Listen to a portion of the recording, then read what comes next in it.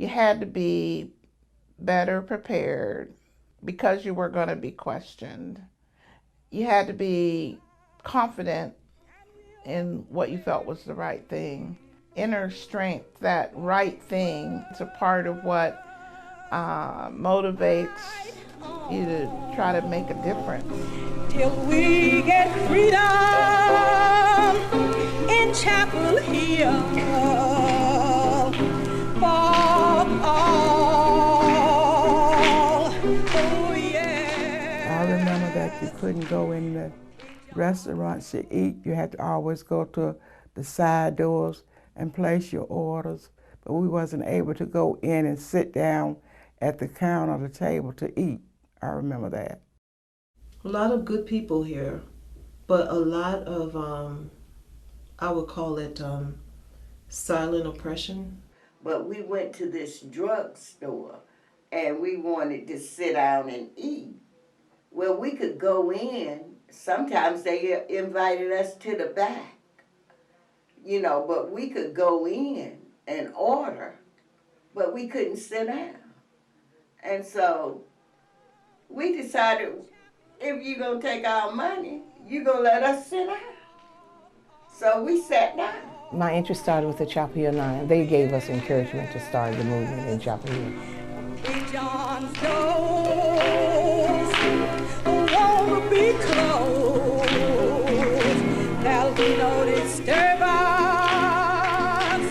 at the all. It started at my church in 510 West Rosemary Street. Reverend Warren she opened his doors for us to have it there at the church. So this is where we met. Stokely Carmichael and Julian Bond they started this movement at Shaw, I think. And then there was students from UNC that kind of joined us. And then they came over and trained our people in Chapel Hill. In the Civil Rights Movement meeting, we were told how to act during the time that we were arrested or during the time that we was actually marching, and that things to look for. People, you know, do not retaliate. Everything was nonviolent. Well, the first time the police came, they escorted us out of the place and told us not to go back in there. And so as soon as they left, we went back in and we sat down. And the next time they came, they arrested us. They put us in a paddy wagon. Some of our parents saw us probably on television at the time. My father was proud of me. He didn't say, "I don't think you should have done that." He said, "I saw you on TV." But we were fed very well by the community at that time. So we didn't miss any food or anything because they fed us pretty well. Now at the pine, you can't gain. They said, "Clem, your dad is out here. He's real concerned." And I said, "Dad, I'm sitting in jail, but I'm not going to jail." Because during that time, he worked at the Carolina Inn. And he felt that if my name was put in the paper, then he would be fired from his job. Because that had already been happening to other people in the community who worked in various places in Chapel Hill, were losing their jobs because they had family members who were demonstrating and doing sit-ins. And so he thought the same thing would happen to him and his job. I probably participated in 20, from the time that I was in Chapel Hill until I went to Central.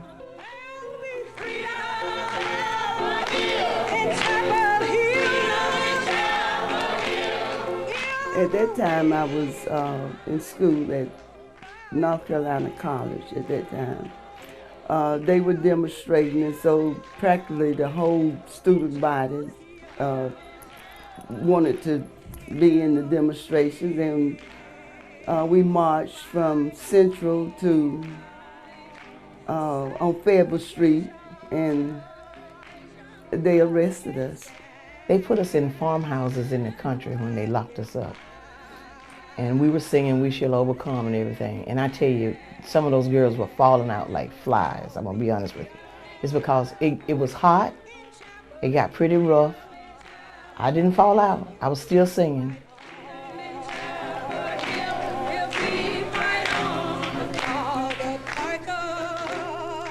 The Social Interest Civic Group was founded in 1962 by 15 beautiful black ladies that had decided that they wanted to do something. It started out as a social group. They just met socially, and then they decided we need to do more.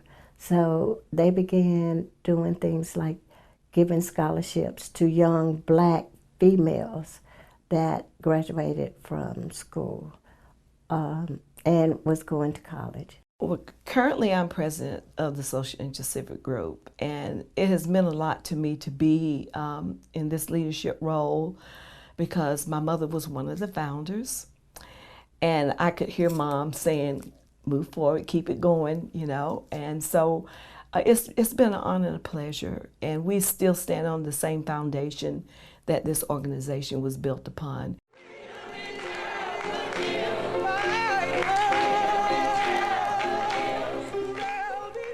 We think that it's important because we saw our mother do it. Black women in Chapel Hill have visions that they complete. They have dreams that a lot of them complete. Do not go around with your head bowed, because when you have your head bowed, you are apologizing. You have nothing to apologize for. So always keep your head up high.